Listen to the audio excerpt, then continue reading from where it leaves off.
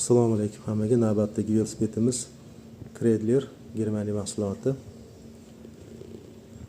Rama duralumi. Oldida amortisattori bor. Faralar LED yonadi.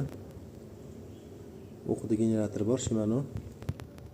Diskalar 2 qavatli piramida bo'ladi. Pokrishkalar shvalbi. Velosipedimizning holati ideal. Orqa переключатели Dior Elix Shimano.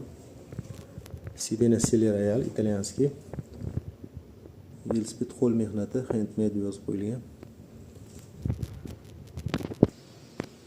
Velosipedimiz ko'p minilmagan.